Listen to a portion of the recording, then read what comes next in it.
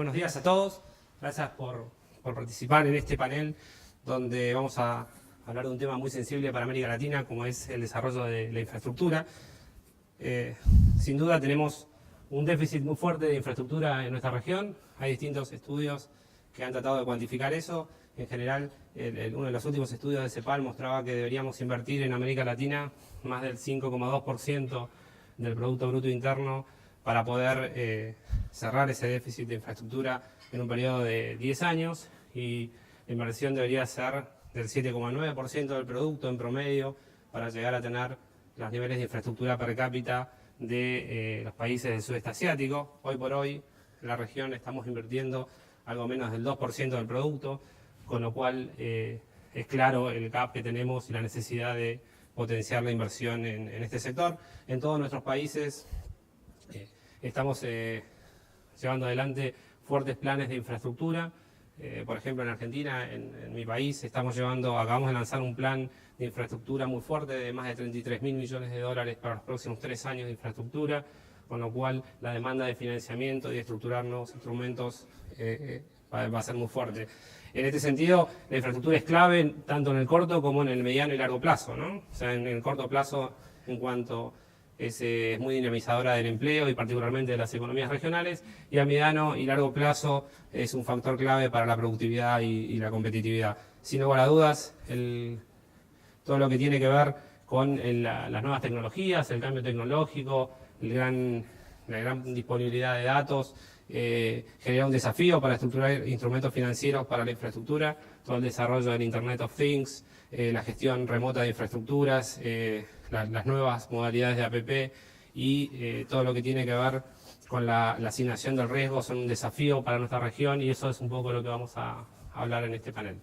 La modalidad del panel va a ser similar a los paneles anteriores. Vamos a tener 4 presentaciones de alrededor de 15 minutos cada uno, y después abrimos la mesa para debate y discusión. Sin más, voy a presentar rápidamente a nuestros panelistas. A mi derecha, Ramón Escolano, vicepresidente del Banco Europeo de Inversiones. Ramón no solo es vicepresidente de uno de los bancos más grandes de Europa en el financiamiento de infraestructura, sino que también fue presidente del ICO en España, así que tiene una larguísima experiencia en temas de banca de desarrollo. Jorge Márquez García, director general adjunto de Planeación y Contraloría de Banobras, también uno de los principales fundadores de la infraestructura en México.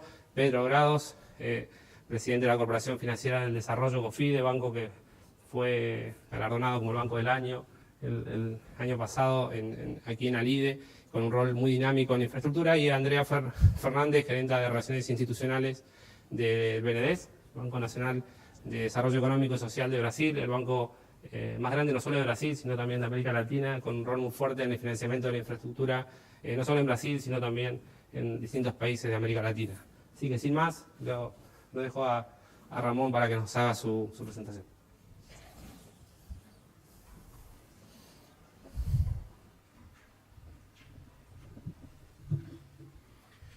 Muchas gracias, Pablo, por tu presentación, y gracias por la oportunidad. Permítame, en primer lugar, como no puede ser de otra forma, empezar agradeciendo la invitación al Banco Europeo de Inversiones, al BEI, para por primera vez participar como miembro del ente de Alide. Para nosotros, ya comentaba en mi trayectoria anterior, era importante que un banco como el nuestro, con una colaboración importante con muchos de los miembros de Alide, con una participación en proyectos en América Latina destacable, fuera parte también de la familia de miembros, y desde el año pasado tengo la satisfacción de que ya lo somos, y es para mí, por lo tanto, una satisfacción muy especial por primera vez tener ocasión de participar ya como miembro de Alide. Algunos de mis colegas tuvieron ocasión, pero esta es la primera vez que estamos entre amigos, entre colegas y entre miembros que somos de la misma asociación. El tema que se me ha propuesto participar, yo creo que ya se ha dicho, es particularmente importante. La financiación de infraestructuras, sin duda, es un reto mayor para todas nuestras economías, y he pensado que podría ser de interés para el debate y para todos ustedes contar brevemente cuál es la participación de nuestro banco en el proceso de financiación de infraestructuras, y, si me permiten, muy en particular, cómo estamos intentando asumir el reto de la creciente sofisticación y creciente innovación en la financiación de infraestructuras y los instrumentos que estamos poniendo en marcha para favorecer incluso en economías muy desarrolladas la mejor financiación de las infraestructuras en un momento además de innovación tecnológica claramente muy importante. Por lo tanto, no me dirigiré exclusivamente a proyectos en América Latina porque pienso que quizá puede ser más interesante dar precisamente la perspectiva global de lo que el banco está haciendo en mercados, en algún caso, muy sofisticados, muy desarrollados como son los europeos. Permítanme que, en primer lugar, empiece dando algunos datos brevemente de lo que es y de lo que hace el Banco Europeo de Inversiones, porque yo creo que sitúan, para aquellos que conozcan menos el banco, la perspectiva adecuada a lo que posteriormente les voy a ir contando. El Banco Europeo de Inversiones es el banco multilateral en volumen en tamaño de balance y en volumen de su actividad de préstamo y de captación de recursos más importante de todo el mundo. Como le digo, sea cual sea la métrica que utilizamos, el año pasado, por darles una cifra que yo creo que es bastante elocuente, el banco y el grupo del Banco Europeo de Inversiones financió un total de 80.000 millones de euros. Ustedes harán rápidamente, yo creo, el cálculo o la conversión a dólares. De estos 80.000 millones de euros, el 90% de la actividad de financiación que hicimos el año pasado es dentro de la Unión Europea, lo cual quiere decir, evidentemente por razones aritméticas, que 8.000 millones de esta cifra de euros lo financia el banco fuera de lo que es su ámbito del accionariado, como es en los 28 todavía países de la Unión Europea. Este gran volumen de inversión, este gran volumen de actuación, tiene aparejado también un muy elevado volumen de captación de recursos. El Banco Europeo de Inversiones se financia exclusivamente en el mercado de capitales, es un inversor AAA y es probablemente, dado los tamaños de financiación que estoy diciendo, el programa de emisiones todos los años está en el entorno de los 60.000 millones de euros y pueden rápidamente hacerse la idea de que, quitando el espacio estrictamente de los soberanos, es probablemente en el espacio AAA un emisor de enorme importancia, sobre todo en el ámbito de las DSSA, en el ámbito de las agencias y de los supranacionales. Ya se dan cuenta inmediatamente de la importancia que tiene también la captación de recursos del propio BEI en el espacio AAA. Este programa de 60.000 millones de euros se produce en un momento de especial, como ustedes conocen, de una situación históricamente muy especial de los mercados de capitales, lo cual hace que el banco, como emisor AAA, se esté financiando en los últimos tiempos en unas condiciones que me atrevería a decir ultra competitivas. Las condiciones de fondeo son las que son y esto nos permite tener una capacidad de afrontar este proceso tan importante de financiación en unas condiciones, como digo, históricamente muy especiales. El banco tiene una muy fuerte capitalización, que respalda en definitiva este estatus a pesar del gran volumen de inversiones de AAA. Tenemos un coeficiente de solvencia del 26% que mantenemos, digamos, en velocidad de crucero, incluso durante todo el periodo de la crisis financiera, que nos permite mantener un modelo de negocios muy especial, pero relativamente fácil de explicar, pero que funciona bien y nos permite mantener, como digo, un volumen en velocidad de crucero importante de financiación. La extraordinaria capacidad o la muy buena capacidad de financiación, muy competitiva financiación en los mercados de capitales, se transmite con unos costes de transformación muy bajos a una muy competitiva oferta financiera, puesto que es un banco sin ánimo de lucro o, desde luego, o por lo menos, sin ánimo de maximizar el beneficio. Este modelo de negocio es un modelo que ha funcionado muy bien, que está funcionando muy bien, y que ha permitido al banco ser un agente muy importante en la economía europea, insisto, incluso habiendo atravesado, como ustedes saben, una crisis financiera dentro de la zona euro de bastante importancia en los últimos años. ¿A qué se dedica básicamente este volumen tan importante de financiación? Y ya con esto entro en el tema que hoy nos junta, que es el tema de la financiación de infraestructuras. ¿Cuáles las prioridades de financiación? Aquí tienen básicamente en grandes cantidades, en grandes rúbricas, lo que es el conjunto de la financiación, por ejemplo, el año pasado. Verán que en volumen total la principal área de financiación es la financiación de la pequeña y mediana empresa, la financiación de las pymes. Esto fundamentalmente son préstamos intermediados a través de la banca comercial y los bancos europeos de desarrollo. Les puede llamar la atención, y de hecho históricamente es una cierta novedad. El banco hace 10, 15, desde luego hace 20 años no se ocupaba de esto. Esta es una de las consecuencias, como comentaba, de la reacción del banco a la crisis financiera, a los problemas de financiación de la pequeña y mediana empresa surgidos a partir de 2007-2008. Pero quitando en este momento la financiación a pequeña y mediana empresa, que como ven son 33.000 millones de euros durante el año pasado, verán que las dos rúbricas más clásicas, más importantes, son precisamente la financiación de infraestructuras y la financiación de la innovación. Dos bienes públicos evidentes, de los cuales el banco, digamos, pone claramente a su servicio su gran capacidad de financiación.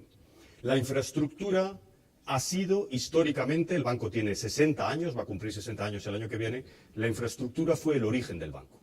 Banco Europeo de Inversiones, el título ya lo dice un poco, es precisamente para dotar de bienes públicos a la entonces Comunidad Económica Europea y ha sido tradicionalmente uno de los puntos centrales. Todavía, como ven ustedes, lo sigue siendo e incluso, como digo, en economías altamente desarrolladas. Si juntamos las dos rúbricas, que es un poco lo que hoy nos trae, la combinación entre la financiación de la inversión y las nuevas tecnologías, las nuevas tecnologías de la información, etcétera, junto a las infraestructuras, ven que esta zona común o esta zona de intersección entre ambas partes es para nosotros un área realmente muy importante. Y en este sentido yo creo que tenemos experiencias realmente interesantes. Ya se ha dicho en la presentación que el ámbito de la financiación de infraestructuras es también un ámbito donde la digitalización y las nuevas tecnologías están impactando de una forma particularmente importante. Las nuevas tecnologías afectan también a la provisión de infraestructuras de una forma muy directa y nuestro banco y nuestros esfuerzos de inversión desde luego también lo están reconociendo. En primer lugar, en que permite una mejor captación de información, la estructura, por ejemplo, de sensores, las estructuras nuevas de captación de datos de tráfico, de utilización de las infraestructuras por parte de los clientes, permiten una mejor validación de los modelos y también las nuevas técnicas o las nuevas capacidades de agregación de datos permiten extraer en tiempo real mucha más información de las bases de datos que anteriormente se usaban de una forma más incompleta. Esta interacción de digitalización y de infraestructura permiten realmente un cambio muy importante en la forma como se estructuran los proyectos de infraestructuras y también están teniendo un impacto muy relevante en los proyectos que nuestro banco está financiando en los últimos años. Permítanme que les dé dos ejemplos concretos que yo creo que pueden ser interesantes de financiaciones realizadas recientemente por parte de nuestro banco que juntan precisamente los elementos de utilización de nuevas tecnologías, de tecnologías inteligentes y de infraestructuras clásicas que el banco ha venido financiando durante mucho tiempo. El primero es un proyecto de financiación de la mejora de la señalización de la línea de alta velocidad en un tramo en España de la línea entre Alicante y Madrid, concretamente entre Alicante y Albacete. Este es un proyecto que se hizo hace 3 años, un proyecto de 220 millones de euros de elevación al máximo nivel tecnológico del sistema de señalización de la línea de alta velocidad, el cual el banco financió, como digo, esta cantidad en un plazo, y esto veremos que es un elemento importante para nuestro banco, de 17 años. El segundo es uno de los grandes proyectos de infraestructuras que el banco ha financiado en los últimos tiempos. Es un proyecto de hace también 3 años, si no recuerdo mal, un poco más, 4 años, de mejora y automatización de la red de metro de París. Es un sistema absolutamente automatizado que permite una extensión muy importante de la red de transporte por metro en París. Es un proyecto de 1.000 millones de euros, es uno de los más grandes que hemos llevado a cabo en esta conjunción de nuevas tecnologías y de financiación de infraestructuras, y es un proyecto también, dada la larga vida útil, donde el banco financió a 40 años. Y es uno de los proyectos quizá más emblemáticos de cómo estamos incorporando esta conjunción entre nueva tecnología y financiación de infraestructuras. Ya se ha dicho en la presentación, la mejor infraestructura es un reto fundamental en nuestras economías y mejor infraestructura quiere decir productividad y competitividad. Se mencionaba anteriormente el déficit de financiación de infraestructuras, el déficit de dotación de infraestructuras en América Latina. En Europa también existe un déficit de financiación de infraestructuras. Si uno tiene en cuenta las cifras que se están llevando a cabo en este momento, mientras hablamos en 2016, en 2017, de financiación de infraestructuras comparadas con las anteriores a la crisis financiera del año 2008, 2007-2008, hay aproximadamente 2 puntos, o quizá un poquito más, casi 3 puntos menos de financiación de inversiones en relación al Producto Interior Bruto. Esta inversión, en cierta medida, ha desaparecido. Y a pesar de la recuperación cíclica de la economía europea que estamos viendo desde hace año y medio, que ya empieza a tomar una cierta tracción, no estamos viendo que se recupere. Es decir, parece ser que se está estabilizando el volumen de inversión en relación al Producto Bruto en cifras que son estructuralmente más bajas anteriormente a la crisis. Aquí estamos identificando un problema que claramente hay que corregir si tenemos en cuenta que la dotación de más infraestructura, como bien dice el título de esta sesión, tiene un efecto a largo plazo importante en la productividad y la competitividad.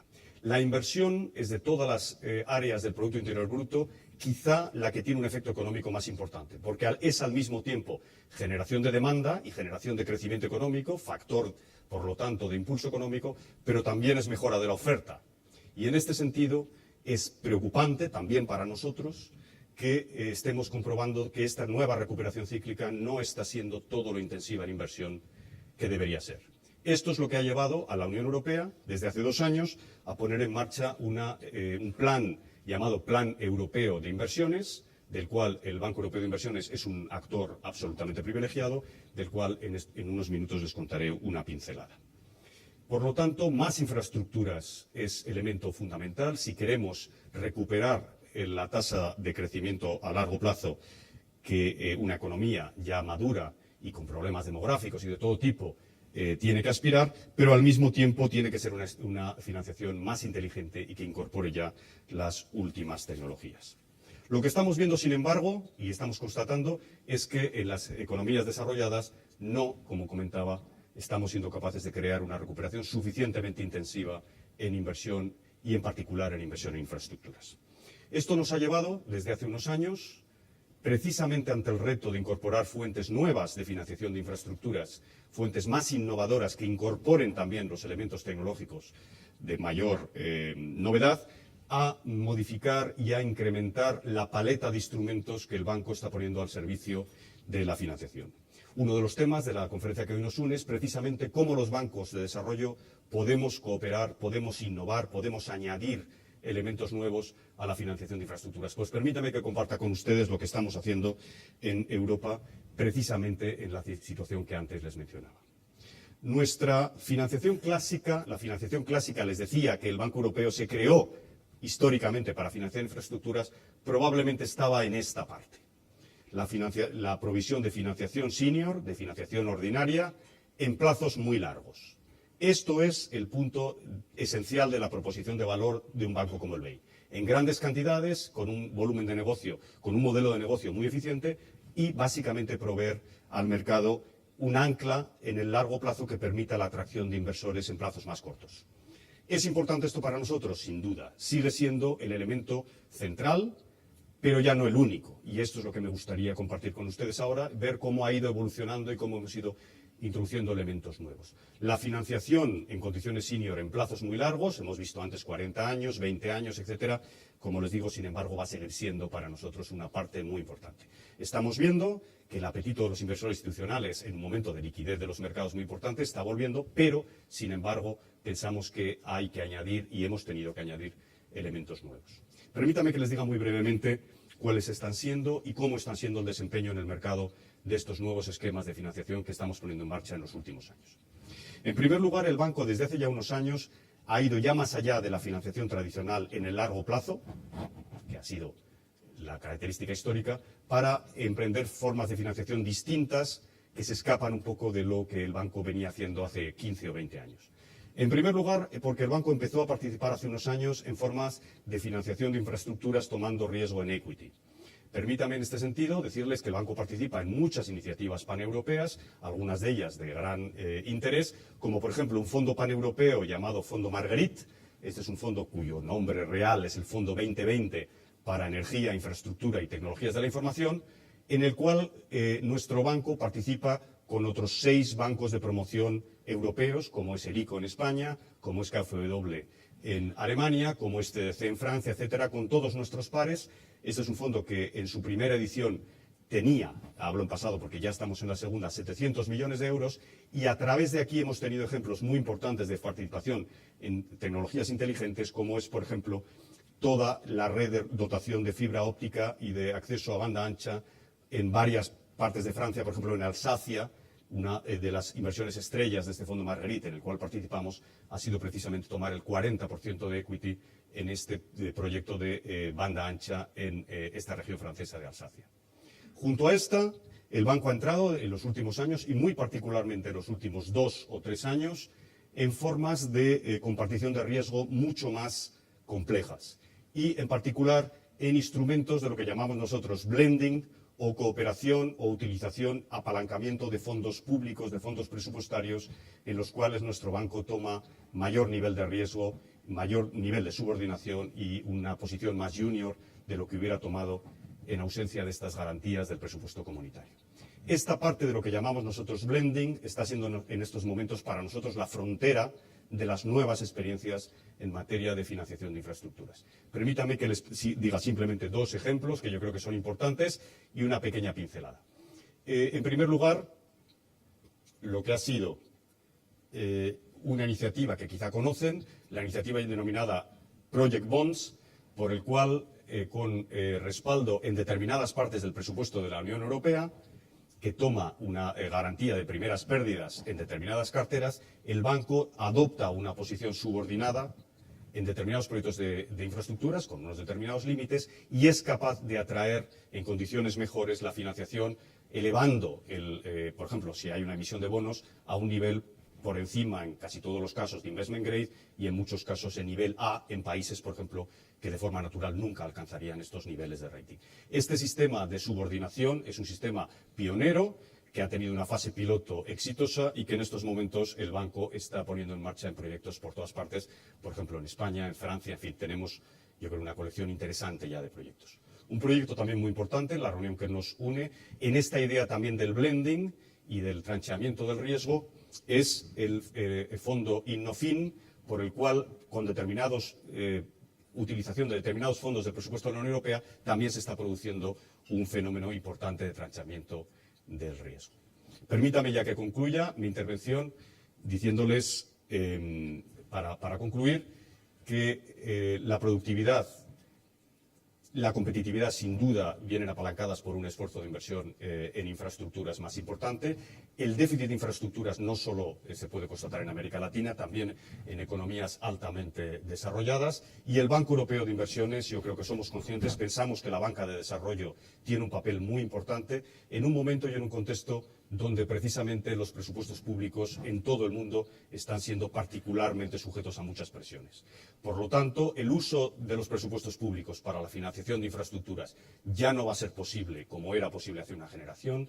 Ahora tenemos que aplicar técnicas más innovadoras, técnicas de compartición de riesgo, técnicas de trancheamiento del riesgo, donde los presupuestos públicos quizás se quedarán para la primera parte de absorción del mayor nivel de riesgo. Los bancos de desarrollo adoptaremos una participación, digamos, híbrida, una participación mezanín en la que nos podemos sentir cómodos y proporcionar volumen, y finalmente realizamos un efecto muy importante, y esta es una palabra que me gustaría destacar, en el crowding in de la inversión privada. En resumen, pensamos que el reto del déficit de infraestructura es un reto que compartimos todos, y respondiendo a la pregunta que nos une, pensamos que la banca de desarrollo tiene en América Latina y en el conjunto de los países un papel muy importante en un contexto precisamente que los presupuestos públicos ya no van a poder asumir el reto de financiación de infraestructuras. Muchas gracias por la oportunidad.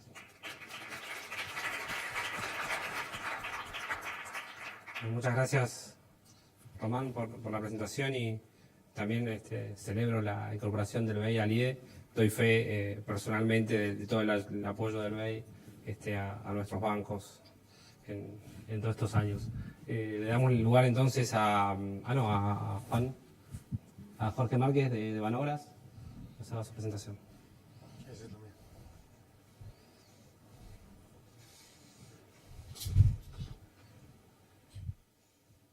Hola, ¿qué tal? Buenas tardes.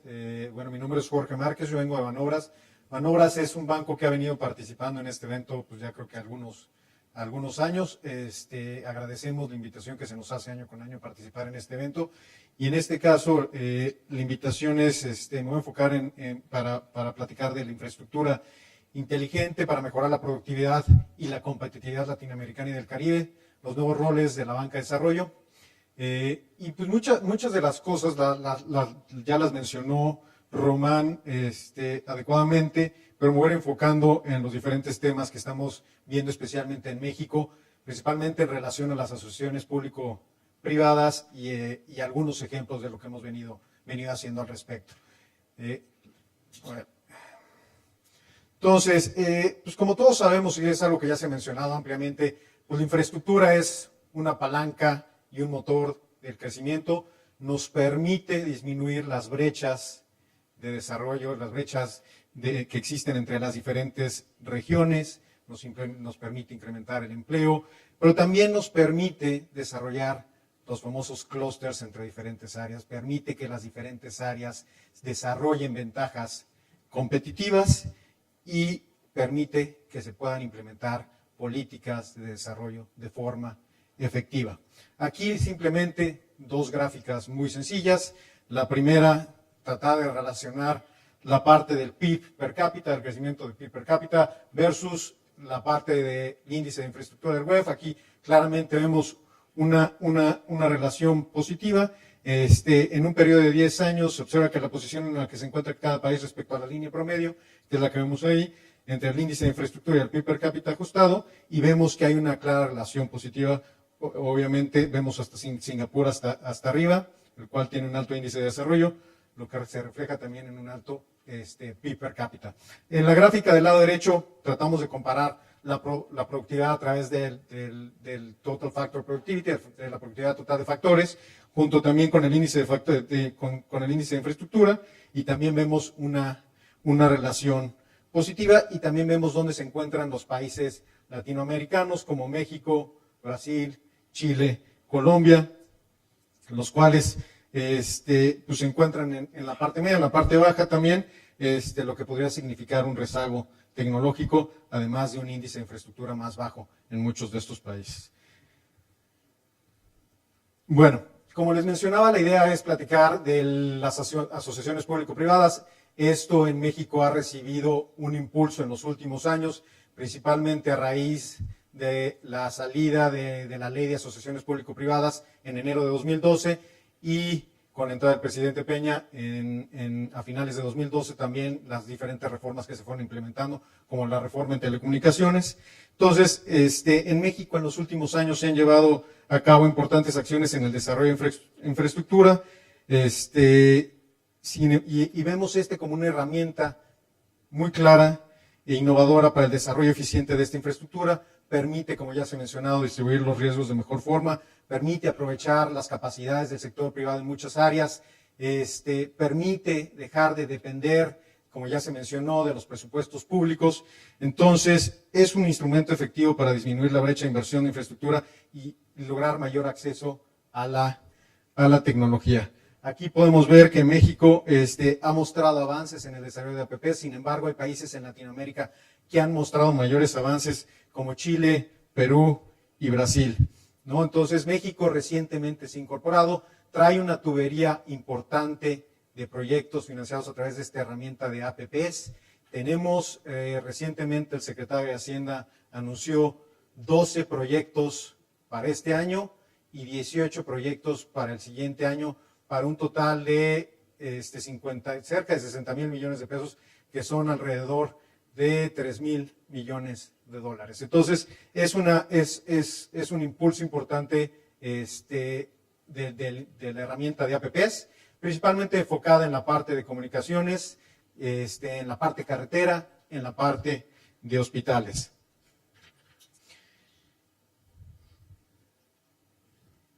Bueno, como ya mencionaba, pues los principales beneficios de las asociaciones público-privadas pues son diversos. En el caso de México, ahorita el entorno es propicio para ello.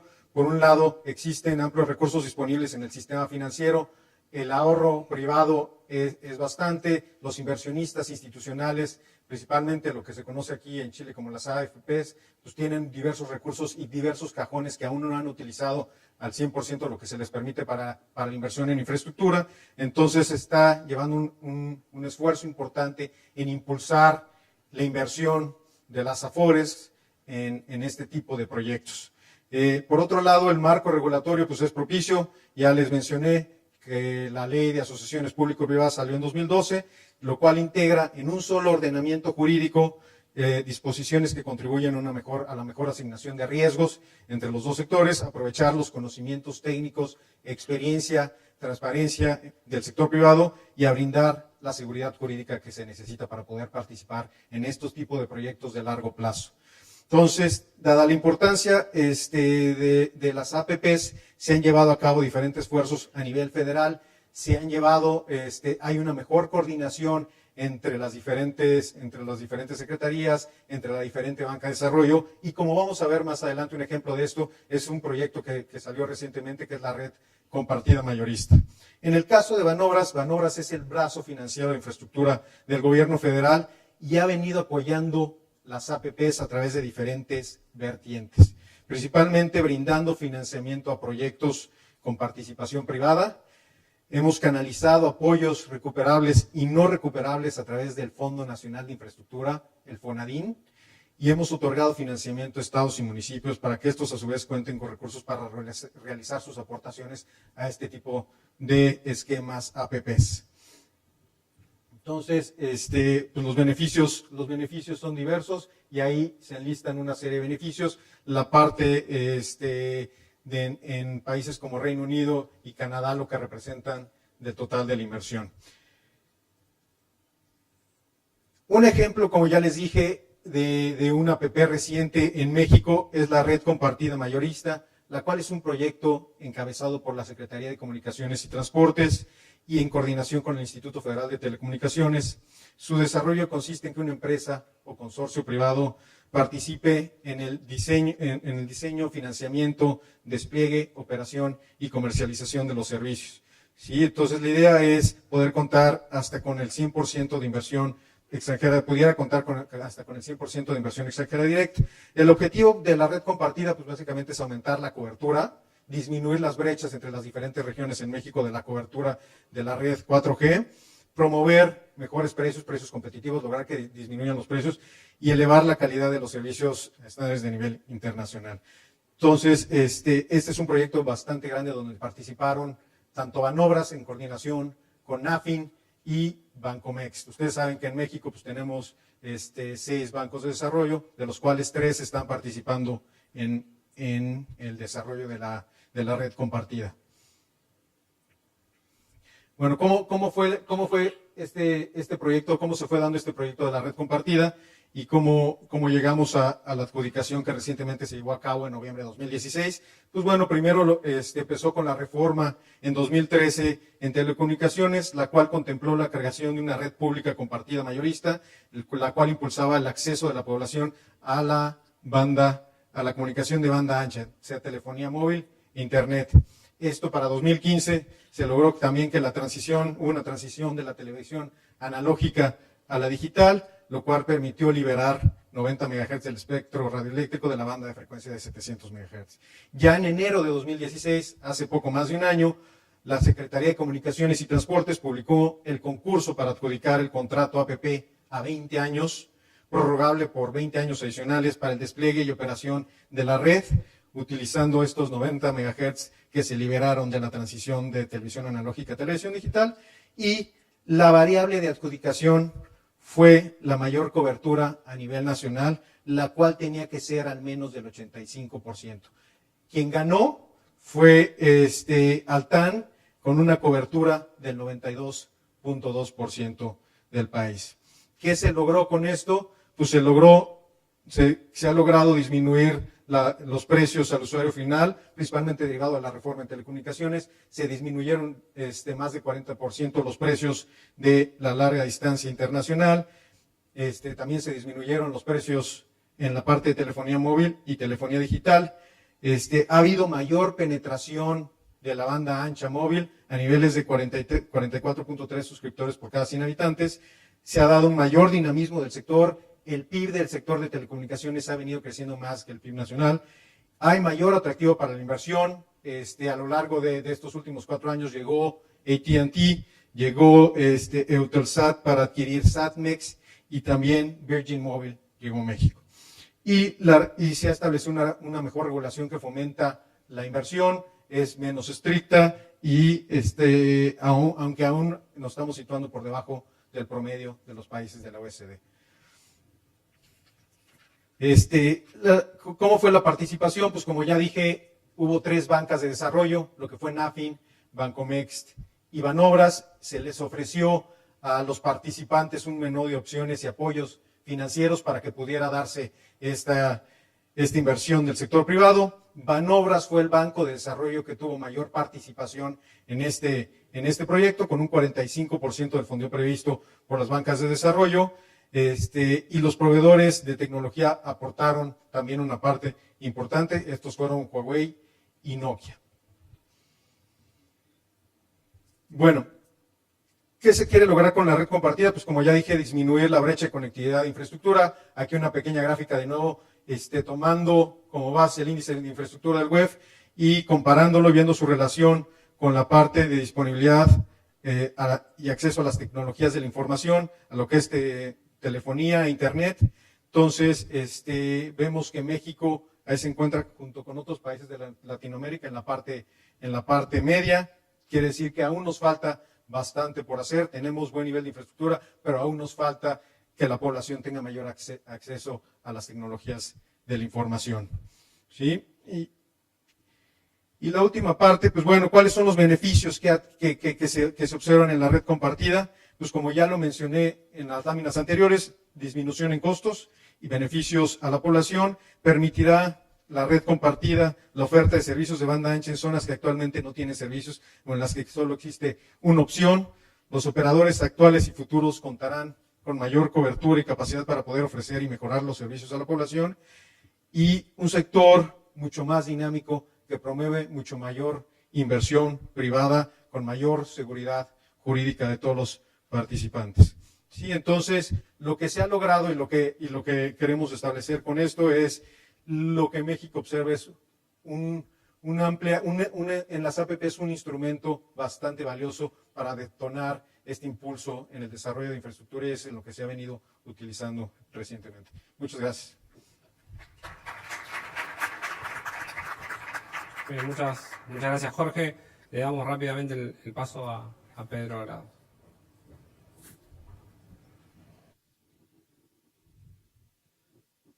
Bueno, antes que nada, agradecer por esta invitación y voy a tratar de no ser repetitivo en muchos temas que ya se han tocado. Bien, la presentación es una presentación corta, 3 ideas principales. Primero, mostrarles qué ha venido haciendo COFIDE, cuál es el rol de COFIDE, de la Corporación Financiera de Desarrollo en el Perú. En segundo lugar, vincular a COFIDE con todos estos conceptos de infraestructura inteligente y cómo finalmente COFIDE debe convertirse en un articulador.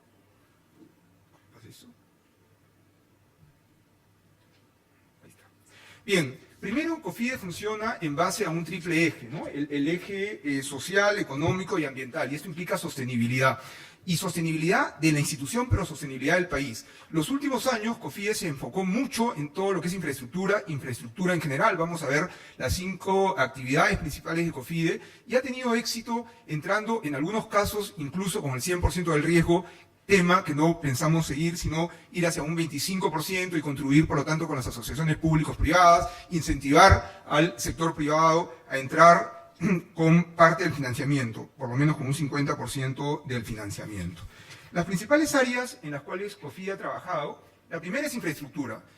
Hoy día, más o menos un 60-70% de la cartera de créditos está en infraestructura. Esto lo vamos a promediar de una manera distinta, y en infraestructura donde más éxito ha habido es en la parte de energía. Hoy día es el único sector de infraestructura donde el Perú tiene superávit, es decir, donde la oferta de energía es superior a la demanda de energía, y lo que se pretende ahora es que esta oferta sea renovable, porque en gran parte tiene que ver con termoeléctricas.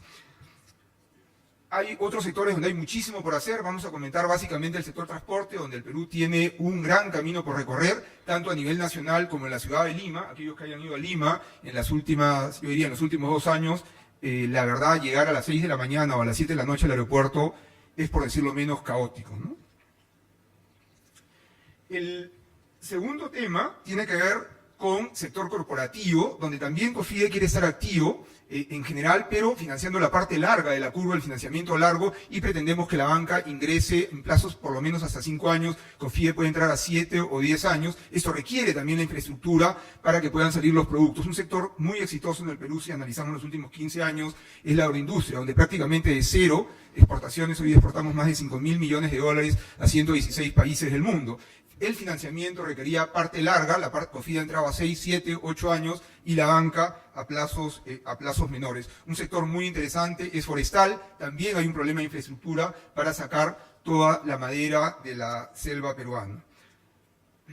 Fideicomisos, esto es abierto, no lo voy a comentar. El fideicomiso principal tiene que ver con vivienda, hay un gran déficit de vivienda. Aprovecho aquí para mencionar que uno de los grandes problemas, probablemente no solo de Perú, sino también de Bolivia y de Ecuador, es los niveles de informalidad. Entonces, cuando uno genera infraestructura o cuando uno genera canales de financiamiento, el problema es que esos canales de financiamiento van y están orientados básicamente hacia los sectores formales, pero hay un gran segmento de la población que no tiene acceso al financiamiento y aunque parezca increíble, y podremos poner algunos ejemplos, a veces tampoco se beneficia tan directamente de la infraestructura, en otros casos sí. El tema de intermediación, que es la cuarta línea de actividad de COFIDE, es una actividad que habíamos descuidado los últimos años y donde queremos entrar nuevamente agresivamente porque de alguna manera es el canal de formalización. Mencionaba algunos de los problemas de formalización. Las microfinancieras y algunas financieras y algunos bancos han entrado a esta actividad, pero las que originalmente formalizaron han perdido a sus mejores clientes, bien por los clientes, porque al formalizarse han obtenido mejores tasas de financiamiento en la banca de mayor tamaño, pero las microfinancieras prácticamente perdieron competitividad y queremos trabajar con ellas a través de distintos productos, porque son el canal más claro de formalización en el caso del Perú. Hay muchos casos interesantes, como agricultores en la sierra que prácticamente estaban en autoconsumo y hoy día, en algunos casos con apoyo de tecnología ecuatoriana, están produciendo flores y canalizando flores a la actividad formal en ciudades del interior del país, en Lima, y con exportaciones, aunque todavía son bastante bajas. Un quinto canal, y de ahí regreso al tema de infraestructura, una quinta actividad, tiene que ver con todo lo que es el emprendimiento rural. Repito, el tema de la formalidad es un tema bastante complicado en el Perú, solo para que tengan una estadística, de 16 millones de trabajadores en la población económicamente activa, menos de la mitad está en el sistema formal, yo diría un 25%. La mitad aportaron alguna vez al sistema de pensiones. Esto nos muestra un poco un problema de distorsión y un problema que cuando uno construye algo no necesariamente llega a toda la población, y esto va más allá del tema económico y vamos al tema social y se puede generar inestabilidad social. Por eso es muy importante que la infraestructura realmente tenga un efecto multiplicador y sea aceptada por la población. Y ahí el tema de tecnología e infraestructura inteligente cumple un rol fundamental. ¿Qué ha ocurrido en el Perú? Me quitaron el tiempo, no sé si porque voy a hablar poco, voy a hablar mucho, pero está bien. O sea, no tengo control del tiempo, me voy a tratar de hablar lo más rápido posible.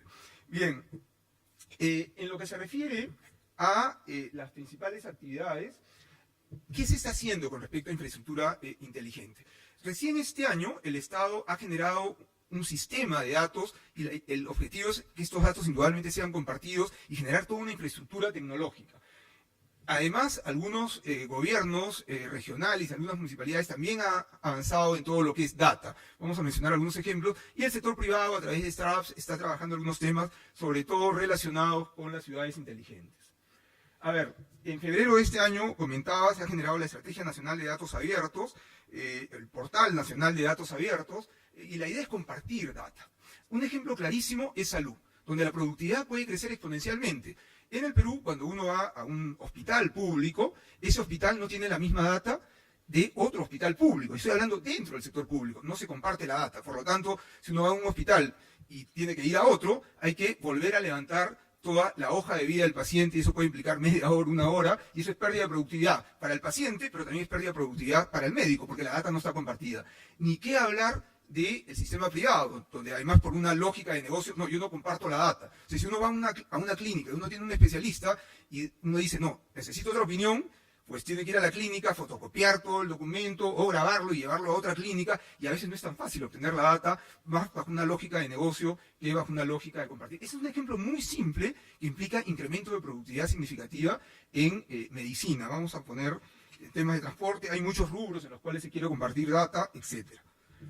A nivel de gobiernos del municipio de Lima, de la Municipalidad de Lima, básicamente por ahora es un tema de transparencia y de seguimiento de la gestión. Sí hay algunos municipios, sobre todo en zonas residenciales y de alto nivel de ingreso per cápita, donde ya hay seguimiento a todos los trámites, hay mucha información, mucha interacción con, digamos, la población de la zona. Y esto es importante porque la población puede llevar el control y los plazos de determinadas autorizaciones. ¿No? Se han logrado reducir de manera significativa autorizaciones para licencia. Si ustedes van a Lima, algo que todavía resulta curioso es uno abre un comercio y el comercio te pueden dar la autorización en 1 o 2 meses, pero para poner el cartel del comercio se pueden demorar 3 o 6 meses. Entonces uno abre el comercio, pone el letrero, pone el aviso comercial y tiene que estar cubierto y uno ya está atendiendo sin aviso comercial. Es un ejemplo simple de algo que yo hasta ahora no le encuentro mucha lógica, pero, en fin, hay que seguir trabajando en este tipo de cosas. Quiero poner énfasis probablemente en uno de los principales problemas hoy día, tanto a nivel nacional, pero sobre todo en la ciudad de Lima, que es el tema de cómo generamos una ciudad inteligente y con énfasis en el transporte. Hay que hacer muchísimo en lo relacionado con transporte, hay diferentes instituciones, tanto públicas como privadas, que están trabajando en esto, y al final, si hablamos de infraestructura inteligente, más allá de infraestructura, en infraestructura los déficits son conocidos, es muy significativo el déficit del Perú en casi todos los rubros, pero la infraestructura inteligente es añadirle data y tecnología, canales de información. Es algo complicado hablar de una infraestructura dinámica, pero la infraestructura inteligente sería como una infraestructura dinámica, que se va alimentando de data, hay un software y se va mejorando en temas como base de datos, el tema de salud que mencioné hace un momento, en tema de educación es más fácil, indudablemente si hablamos de carreteras o hablamos de transporte, va por otro lado, va cómo le informo al cliente cuál es la mejor ruta, cómo el cliente puede tener conexiones reduciendo los tiempos de conexión. Hay temas que se han trabajado en seguridad ciudadana, estaciones meteorológicas, ambientes inteligentes. Pero vamos a lo que quizás sea interesante. Todas esas fotos son fotos reales de la Lima de hoy. Me encantaría que abundaran las fotos de abajo. Las que abundan son las fotos de arriba, ¿no? Es decir, en la mayor parte del transporte en Lima es también informal, ¿no? Incluso sin ningún tipo de seguridad social para los trabajadores, Lima es una de las ciudades con más taxis per cápita en América Latina, lo cual genera además mucha congestión. Y solamente hay 2 sistemas de transporte masivo que están funcionando relativamente bien. Uno es la línea 1 del metro de Lima, que es elevado, la línea 2 está en construcción y hay N problemas de institucionalidad, pero lo comentaremos en un momento. Y el otro es el sistema, lo que en Perú llamamos el metropolitano, que es algo así como el Transmillennium o el Transantiago, es algo similar, donde la foto del centro lo que muestra es la ruta principal y la foto del lado derecho de ustedes muestra las alimentadoras. Esto viene funcionando.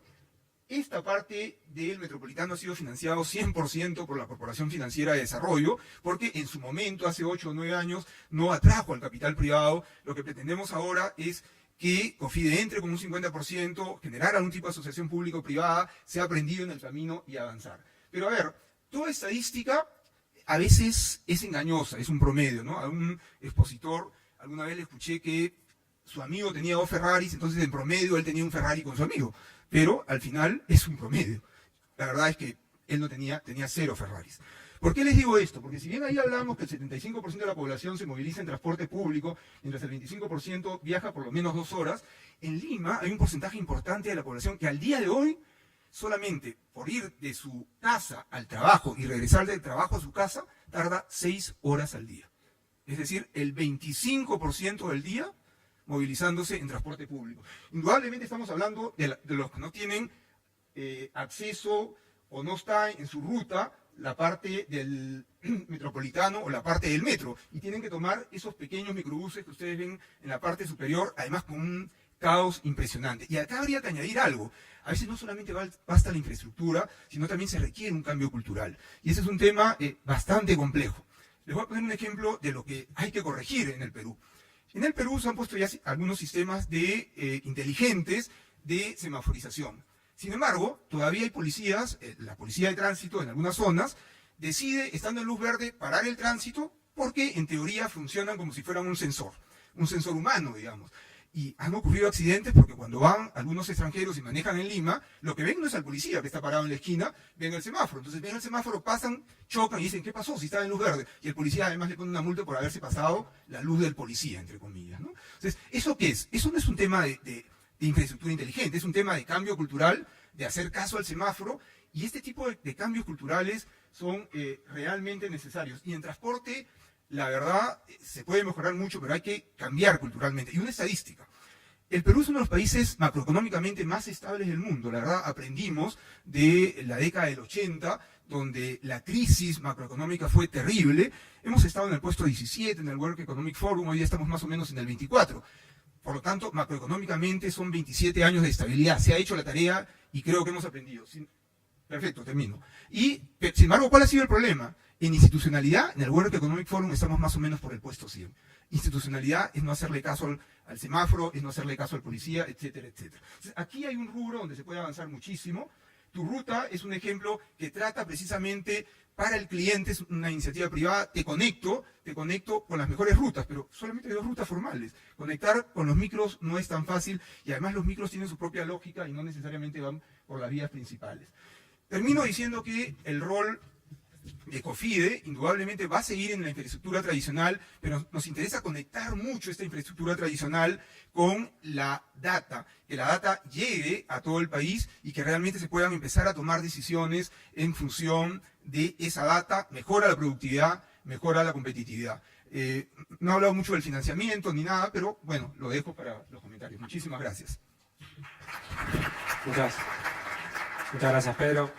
Perdón por ser tirano por el tiempo, pero estamos compitiendo contra la parte más importante de todo evento, que es el almuerzo. Andrea, todo tuyo. Gracias. Bom, em primeiro lugar, eu gostaria de agradecer em português, que é também uma língua da LIDE, o convite para fazer essa palestra num tema tão inovador.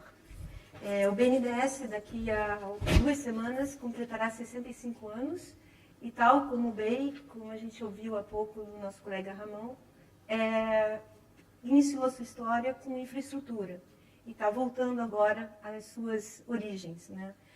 E como eu explicarei a seguir.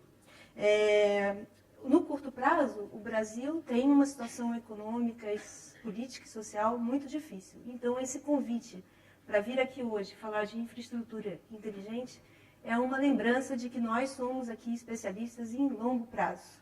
Então, a despeito de todas as situações difíceis que alguma das economias da região passam, e o Brasil é um caso, nosso trabalho principal é pensar o longo prazo. E, então, esse tema é extremamente estimulante para o BNDES e a gente tentou fazer uma apresentação interessante sobre um ponto específico, como eu explicarei.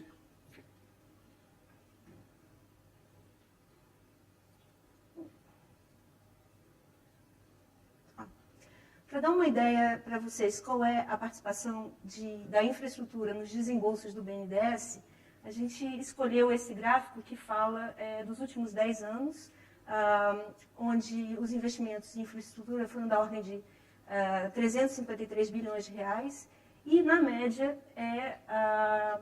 a participação de infraestrutura nos desembolsos do BNDES tem sido em torno de 40%. Recentemente, a gente passou por uma profunda mudança nas políticas operacionais do banco. A atuação, a desejo da nova administração, passou a ser mais horizontal, com um maior foco em projetos e menos em setores. E isso é importante aqui para essa palestra, a infraestrutura recebeu um grande nível de priorização.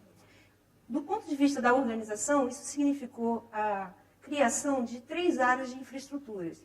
Tradicionalmente, o banco tinha uma área de indústria, uma área de insumos básicos, depois se acrescentou uma área social, operacional, e uma área de infraestrutura. O que aconteceu ao longo do ano foi que infraestrutura acabou se subdividindo em 3 áreas, uma dedicada só à energia, outra à infraestrutura urbana e outra aos projetos de saneamento, a preparação de estudos especializados para PPPs e etc. Isso significa que, de fato, do ponto de vista prático, inclusive com o deslocamento de muitos empregados do BNDES para essas 3 áreas que se tornaram prioritárias, a gente vê essa volta às origens que nós estávamos mencionando. Por outro lado, isso se refletiu num maior uso de inteligência dentro do banco, que, por sua vez, teve resultado. Os últimos leilões de concessões no país foram extremamente exitosos, apesar das dificuldades que o país está enfrentando economicamente. Uma outra mudança operacional importante foi a substituição recente, há cerca de um mês atrás, por um decreto da Presidência da República, da taxa de referência básica do BNDES. Como alguns dos senhores devem conhecer, a TJLP era a taxa básica, e agora a gente terá, a partir desse ano, num primeiro momento, com as novas operações, e a partir do ano que vem, com todas as operações, uma taxa que vai progressivamente, ao longo de 5 anos, convergir para as taxas de mercado. Isso impõe a nós, no BNDES, um desafio extremamente grande de trazer para trabalhar conosco o setor privado. É o mesmo problema que levantou também o BEI na primeira exposição. A gente tem trabalhado intensamente no crowd-in do setor privado, e isso é um desafio, especialmente quando a gente está falando de infraestrutura que envolve prazos extremamente longos, né? Nossos colegas já mencionaram a importância da infraestrutura para a competitividade e produtividade. Eu vou passar rápido e vou dar uma ideia de como é que é o portfólio do BNDES em infraestrutura e como é que ele se dividiu aí. A maior parte, como os senhores podem ver, os recursos do BNDES foram para as áreas de energia, transporte e infraestrutura, transporte ferroviário, rodovias, que são expressivos ali, e telecomunicações. Nós escolhemos para falar hoje aqui de infraestrutura inteligente de um setor específico que é transportes e logísticas. Então, colocamos aqui um mapa, esses são os principais projetos do Projeto Crescer, lançado pelo governo federal recentemente. Tem muita coisa ainda para fazer no país, os gargalos são imensos e o uso de novas tecnologias pode ajudar muito nisso. Nesse ponto, gostaria de levantar uma questão que talvez a gente possa usar no debate. Existe uma grande diferença em falar de infraestrutura inteligente em países maduros de um lado e países emergentes de outro lado. Eu fiquei surpresa hoje de saber que o déficit de infraestrutura na Europa persiste, que há muita coisa para fazer ainda, mas toda a estrutura de redes, de telecomunicações, de transportes, de tecnologias da informação, água, saneamento, elas estão maduras nessas economias centrais. Então, é muito mais, quando a gente fala de infraestrutura inteligente, o caso de falar de tornar os serviços para o consumidor final mais eficientes e a um custo menor. Ainda que também seja melhorar esse déficit usando análise de dados, de Big Data e etc. Mas, no nosso caso, nas economias da região, infraestrutura inteligente, que também tem esse papel, tem muito mais um papel, pensamos nós no BNDES, no desenho, na implementação mais eficiente das soluções para os gargalos que existem ainda e que são imensos e que, no caso do Brasil, representam graves problemas para o escoamento da produção e para a integração do país, que tem um território muito grande. Isso é particularmente claro, né, na questão dos transportes. Não, como é que a gente volta? Queria voltar. Bom, eu vou conseguir voltar, mas o slide anterior tratava de quais eram, em transportes, as nossas mais interessantes iniciativas de infraestrutura inteligente, discutindo com eles. Nós selecionamos os 6 casos. Em primeiro lugar, o BNDES, a pedido do governo federal, está coordenando a Política Nacional de Internet das Coisas. O governo brasileiro encomendou ao BNDES, que também financia estudos grandes de inteligência e de viabilidade, um estudo específico sobre a internet das coisas, e nesse estudo o transporte e logística vão ter um papel importante. Então, nós achamos que isso é um primeiro passo básico quando a gente está olhando para esse desafio da introdução dessas novas tecnologias, sejam sensores, sejam Big Data, inteligência artificial, novos materiais nanotecnológicos no setor de transporte e a internet das coisas, fazer esses estudos. E começamos por internet das coisas. Existe também um grande estudo de projeto de rodovias, onde a análise de dados está sendo usada para programar, onde nos projetos de rodovia que o BNDES está patrocinando, de que forma os multi-lane free tolls, os pedágios inteligentes, deveriam ser instalados. Isso também é parte de um dos itens importantes que a gente selecionou desse estudo de rodovias. Agora, o apoio principal para realmente introduzir essas novas tecnologias no setor de transporte e logística tem sido aos operadores logísticos no Brasil. A gente tem muitos projetos grandes dentro do país e a gente, inclusive, incentiva que parte desses projetos tenham subcréditos importantes no uso dessas novas tecnologias. Falando mais especificamente dos projetos de logística multimodal, 3 tem esse aspecto de integração em que uma quantidade importante de recursos foi dedicado à introdução inteligente das conexões. O projeto do corredor Tapajós, que é a hidrovia rodovia e que escoa a produção de grãos do centro-oeste brasileiro para os portos do Pará, o projeto de capacitação e ampliação da capacidade da Ferro Norte, que é gerido um projeto de uma empresa privada, que o Banco ALL, que o Banco América Latina Logística, que o banco financia e que tem a ver com a Malha Norte. E o outro projeto importante é o projeto do VLI, uma empresa que tem várias ferrovias importantes, mas um que nós achamos que vai ser muito decisivo para resolver os problemas do modal ferroviário, rodoviário, é o projeto Centro-Sudeste. Agora, para dar um tom mais disruptivo à nossa apresentação, a gente escolheu 2 projetos importantes de inovação que o BNDES patrocinou com recursos não reembolsáveis recentemente e que tem esse caráter realmente que foi pedido aqui na nossa plenária, de trazer tecnologias realmente disruptivas. O primeiro projeto é o do Maglev. O BNDES, com recursos não reembolsáveis, patrocinou a produção de um protótipo em escala humana de um trem, um veículo de levitação magnética, que, ao contrário dos outros veículos de maglevs que existem, dos projetos que existem, alguns até já operando, como é o caso de Xangai, com tecnologia alemã, no caso do projeto brasileiro, que é muito promissor, é para meio urbano. Os outros projetos são projetos de trem de alta velocidade. No nosso caso, essa iniciativa tem a ver com a solução de projetos que vão poder suprir soluções de transporte público para várias metrópoles e cidades médias e grandes brasileiras a um custo estimado de 1/3 das linhas de metrô convencionais, na mesma velocidade, cerca de 70 km por hora. Então, é um projeto diferente dos outros de trens que usam esse tipo de tecnologia, né, de levitação magnética. E o outro projeto que a gente selecionou, que nos pareceu muito interessante e que estamos apostando muito, deu muito trabalho para os colegas que analisaram o projeto, porque ele era muito diferente, é o projeto da frota de dirigíveis. É um projeto que o BNDES já colocou cerca de 100 milhões de reais. Ele, apesar de ser muito diferente, mandamos técnicos para os países que têm mais já experiência no uso de dirigíveis.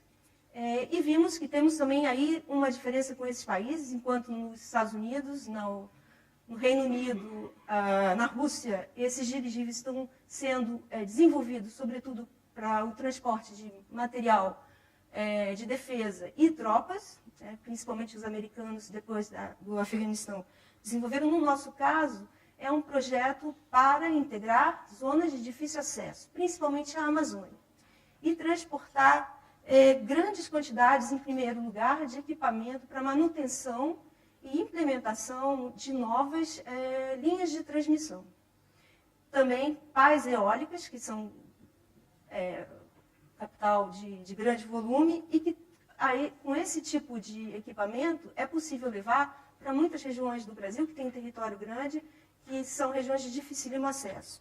Então, é um projeto que está prevendo para os próximos anos o desenvolvimento de uma frota de cerca de 20 dirigíveis, que depois, se der certo, no segundo momento, também serão usados para escoar a produção de grãos do centro-oeste para os portos do norte do país.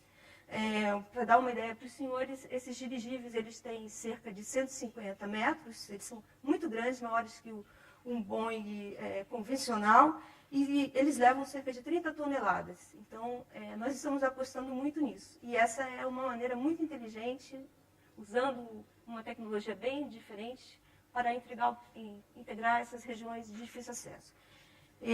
Tudo isso, como a gente viu, implica que a gente tem que fazer, como os nossos colegas europeus, como os nossos colegas do Peru e do México, grandes esforços para trazer o setor privado. A gente pode discutir daqui a pouco, mas, tal como os nossos colegas, a gente tem investido muito no estímulo à emissão de debêntures, funcionando como emissor primário, mas também incentivando o mercado secundário por meio da participação em fundos de debêntures, que no Brasil, se seguem certas regras, tem o mesmo tipo de isenção de imposto de renda que as pessoas físicas, que qualquer investidor público privado individual. E a gente tem trabalhado intensamente em desenvolver novos mecanismos de participação conjunta com outros atores, no compartilhamento de garantias, inclusive nos colocando em posição subordinada nas emissões de debêntures. Isso é particularmente forte em infraestrutura, isso é particularmente forte em transporte. A gente pode discutir daqui a pouco essa e outras iniciativas. Então, agradeço aos senhores. Muchas gracias, Andrea, por la presentación. Estamos fuera de tiempo, pero no quería dejar la oportunidad de hacer una pregunta a los miembros del panel, sobre todo porque si hay algo común que salió en todas las presentaciones, es esto de que la banca de desarrollo tiene que dejar de ser un financiador per se con deuda senior y empezar a ser movilizador de recursos, ¿no? Esta idea de hacer el crowding in del sector privado, y en todos los casos vimos esta necesidad de empezar a hacer blending, ¿no? Tanto en la red compartida, que nos decían en Manobras, donde hay 3 instituciones de desarrollo, sumado a el sector privado y los proveedores, los casos que nos decía Román de la iniciativa de blending, la idea que tienen en COFIDE de dejar de financiar el 100% y no pasar a más del 25%, y lo que nos mostraba Andrea. Ahora, una parte de eso lo que genera es un desafío para los bancos en América Latina, es la necesidad de coordinación, ¿no? La necesidad de generar capacidades para poder coordinar con otros bancos y con el sector privado el financiamiento conjunto de estos procesos. Entonces quería preguntarles una reflexión corta sobre eso, ¿sí? Sobre qué tipo de recomendación nos darían a los bancos de la región en generar capacidades para poder atender a esa demanda de coordinación que lleva moverse hacia estructuras de blending. Gracias por la pregunta. Yo creo que efectivamente ha sido el punto común de todas nuestras intervenciones, el hecho de que ante los retos que nos encontramos, el blending quizás sea una de las líneas más claras. Puede sorprender que también en el contexto europeo la banca de desarrollo en estos momentos se esté viendo como una de las palancas para cubrir ese déficit de inversión. Los presupuestos públicos no lo van a hacer en muchos años por las presiones de todo tipo que bien conocemos. Europa en particular y América Latina son continentes bancarizados. Básicamente la financiación procede del sistema bancario, cuya posición de capital todos sabemos que también está sujeta a muchos retos de tipo regulatorio, y parece que hay una pieza que falta. Y esa pieza que falta en el contexto europeo, en el Plan Europeo de Inversiones, que habrán quizá conocido como este llamado Plan Juncker, precisamente se ha estimado que puede ser el grupo del BEI, el BEI como banca de desarrollo, el que cubra ese papel. Básicamente se trata de estos 2 puntos de inversión que faltan, hacer como una gran titulización sintética, si me permiten, por el cual el presupuesto público se queda simplemente con la parte más baja del riesgo, la parte de primeras pérdidas. Nosotros entramos en un tramo intermedio, un tramo mezanín, y el sector privado, en un momento de gran liquidez, entra en el tramo más alto. De esta forma, el presupuesto público se multiplica con un efecto multiplicador que estimamos que puede llegar a ser de entre 15, 30, depende de los casos, pero desde luego los recursos públicos se multiplican y tienen un efecto de palanca que va a ser el futuro, y yo creo que cada vez vamos a ver más el uso de los fondos públicos en este tipo de mecanismos. Por lo tanto, buenas noticias para los colegas. Yo creo que la banca de desarrollo tenemos un papel creciente, y esto puede ser una paradoja, incluso que los niveles de desarrollo vayan subiendo. Necesidad de coordinación. Nosotros somos en ese sentido un actor importante porque trabajamos en 28 países y tenemos desde países que tienen una situación muy compleja macroeconómica, caso de Grecia o de Chipre, a países AAA que tienen una situación de financiación que en algunos casos es igual o mejor incluso que la nuestra. La coordinación para nosotros, por ejemplo, es muy importante en la búsqueda de capacidades y de capacidades locales. Nosotros somos un banco centralizado en Luxemburgo, pero muy en particular en esta estrategia de blending es importante la colaboración con los bancos nacionales de desarrollo. Y en este sentido, el expertise local, la identificación, las capacidades de identificación de proyectos, de análisis de proyectos, contamos de forma muy especial con los ICOs, por decirlo de esta forma, de los diferentes Estados miembros, y para nosotros esta está siendo una de las fronteras importantes. Estoy plenamente de acuerdo, el concepto yo creo que está claro, la puesta en práctica no es fácil, y la capacitación y la coordinación con elementos que a nosotros en particular nos den conocimiento local a través de los bancos nacionales es para nosotros el reto más importante. Si lo hacemos bien, los resultados serán buenos. Si no lo hacemos bien, quizá nos podemos quedar con unas grandes expectativas, pero con datos no tan buenos como los que esperamos. Muchas gracias. Jorge, Gracias. Yo lo que agregaría a este tema es un gran ejemplo el tema de la red compartida en México, donde 3 bancos de desarrollo participaron. Esto no se hubiera logrado si no hubiera estado la Secretaría de Hacienda coordinando a los 3 bancos, impulsándolos para que llevaran a cabo este proyecto. Yo creo que es una gran enseñanza de cómo la banca de desarrollo tiene que estar participando actualmente. Ya lo hemos mencionado mucho ante las limitaciones del presupuesto público. Obviamente hay mucho más por hacer por la parte de la banca de desarrollo, el poder coordinarse para impulsar más la participación del sector privado, el diseñar productos adecuados que permitan la toma de riesgo del sector privado. En Banobras es algo en lo que nos hemos enfocado, el diseño de productos adecuados, ya sea la toma de la parte larga del financiamiento, el ofrecimiento de garantías que permitan la participación de diferentes entes. Ya lo mencionaba Marisa de Vendés, que cómo puede participar la banca de desarrollo. Entonces, creo que hay diversos elementos en los cuales se puede coordinar la banca de desarrollo para hacer la participación del sector privado mucho más amplia en este tipo de proyectos. Bien, solamente un par de comentarios. Por un lado, la importancia de que el propio Estado coordine con el propio Estado, porque a veces los ministerios no coordinan con el Banco de Desarrollo, o incluso en algunos países donde hay distintas instituciones vinculadas al desarrollo, no hay coordinación y se generan duplicidad. Eso es fundamental. Y que haya un coordinador o un eje por parte del Estado que sea la conexión con el sector privado, porque si no también los mensajes que llevan al sector privado no es un solo mensaje, no son varios. Dicho esto, algo que hay que desarrollar de manera significativa es mercado de capitales. El mercado de capitales, o a través de instrumentos tradicionales, dígase accionariado o bonos, o a través de la generación de fondos, o incentivar, por ejemplo, fondos de capital privado, fondos de infraestructura, se pueden hacer grandes cosas. Y todo esto tiene que estar cruzado por un eje de institucionalidad. No se ha comentado, pero creo que el crecimiento de las inversiones en infraestructura en América Latina se ha visto afectado en los últimos 2 años por todo el tema de la corrupción. Entonces, eso implica también falta de institucionalidad. En el Perú, muchos de los grandes proyectos están prácticamente paralizados de alguna manera por estos temas de corrupción. Hay que resolver el tema, pasar la página y mirar hacia adelante. Gracias. Todos los que han dicho nuestros colegas antes, pero gostaria de añadir un punto muy específico, que es la coordinación con los entes subnacionales.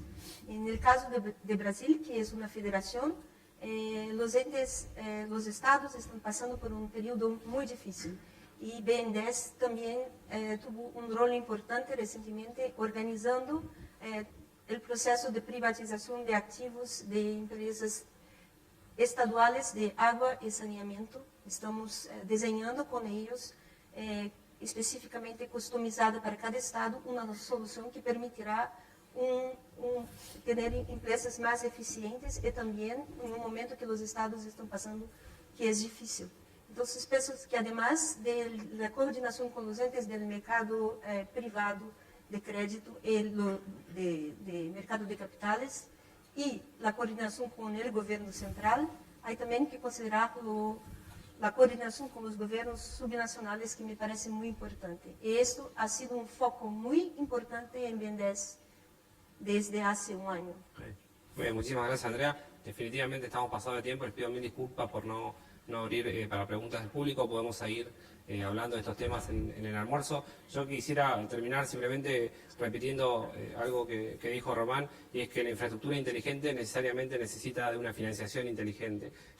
Así que tenemos que pensar afuera de la caja, tener claro que vamos a tener que seguir generando nuevos instrumentos, y lo cual nos va a demandar a todos los bancos mayores capacidades, mayor nivel de coordinación, pero en definitiva es algo que tenemos que hacer, dado que el financiamiento de la infraestructura es sumamente importante para el desarrollo de nuestros países. Así que yo, sin más, les agradezco mucho a los panelistas, y si están de acuerdo, los despedimos con un aplauso. Muchísimas